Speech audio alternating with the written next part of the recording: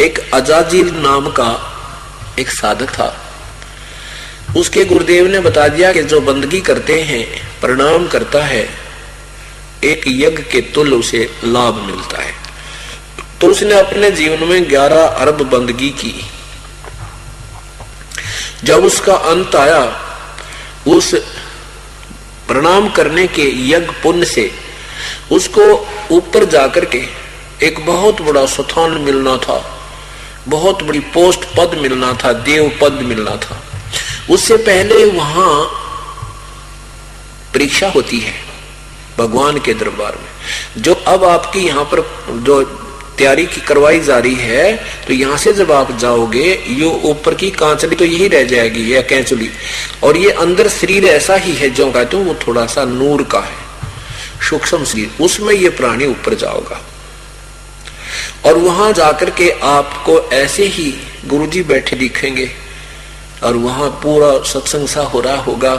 तो वहां आपके जैसी रिहर्सल यहाँ अपना अभ्यास कर रखा है, किसी के मन में खोट है तो वो मनो का खोटने का नो कंप्यूटर में सामने आ जाएगा। वो प्रणाम करता है, किस भाव से करता है, कैसे दृष्टि रखता है, कोई ऊट पटांग मन में ख्याल रखता है, किसी बुरी भली सोचता है, तो वहां भी उसको ऐसा ही उसका पूरा क्लियर आ जाएगा और फिर वहां वो मार खाएगा। यहाँ तो एक प्रैक्टिकल, यहाँ तो एक वैसे हो रहा है, एक आपस में ये तो ट्रायल मैच बोला करे ना, वो है एक अभ्यास करवाया जा रहा है कि जैसी भावना आप यहाँ रखोगे ऐसी आपके साथ स्वभाव बनकर वहां ऊपर जाएगा।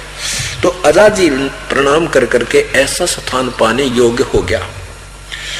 भगवान विष्णु के लोक में पहुंचा और वहां विष्णु जी ने कहा कि अजाजिल आपने तो बहुत ज्यादा कमाई की, देखो तेरी लिस्ट मेरे पास आई है, कमाल कर रखा आपने तो। आप एक काम करो, एक व्यक्ति उत्पन्न कर दो। अजाजिल ने कहा कि भगवान मैं कैसे उत्पन्न करूं, मुझे बताओ। कि ऐसे कह दे नर भवय।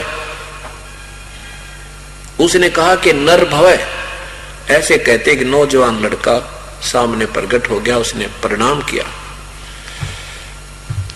कहा हुक्म करो पिताजी।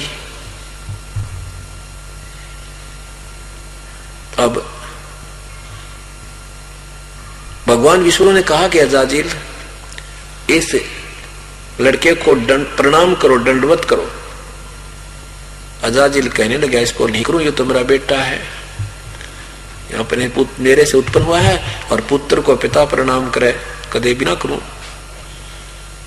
विष्णु भगवान ने बोले कहा महात्मा जी प्रणाम करो, आप तो इस प्रणाम के कारण तो यहां पहुंचे हो और प्रणाम करने में झिझक रहे हो।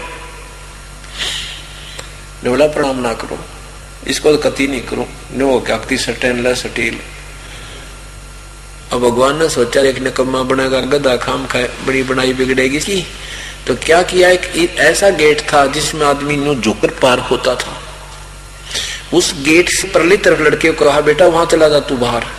वो लड़का उसके गेट में झुक कर परली साइड जाकर खड़ा हो गया, उनकी तरफ देख रहा है, भगवान की तरफ और अजाजिल की तरफ। अजाजिल से भगवान ने सोचा कि इसको इधर बलो बला के इधर निकाल ले जाता हूं और इसमें झुककर जाएगा, ये ऐसे कर देगा तो मैं इसकी परिणाम मान लूंगा और यो इसकी कमाई खराब ना होगी।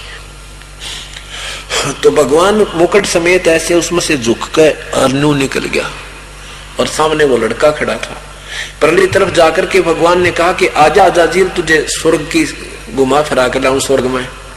जो बोला मैं खूब जानू, आप छलिया वो तो आप सोचते हो मैं झुक कर न्यू आ जाऊंगा, फिर न्यू कहेगा देखा ना करवाया दी मैंने प्रणाम तेरे, सारी जानो मैं।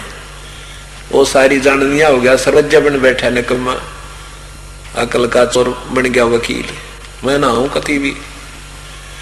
भगवान ने कहा अजाजिल आजा मेरी बात मान ले, बात बिगड़ जाएगी, कति भी ना हूं, सारी जानो मैं।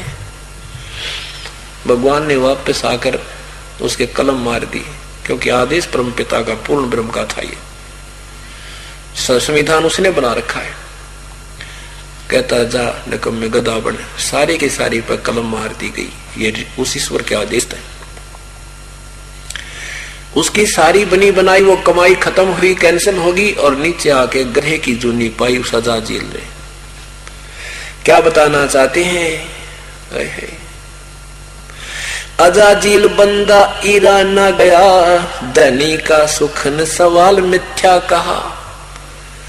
अजाजील ऐसे वो अपना काम बिगाड़ा, उसने परमात्मा की बात का आदेश का पालन नहीं किया, और जरा सा पालन ना करने से उसको उसका सारा काम बिगड़ गया। ऐसे ही जो गुरुदेव का आदेश नहीं मानेंगे, परमात्मा कहते हैं ये सोच लेना तुम्हारी सारी कमाई विनाश हो जाएगी।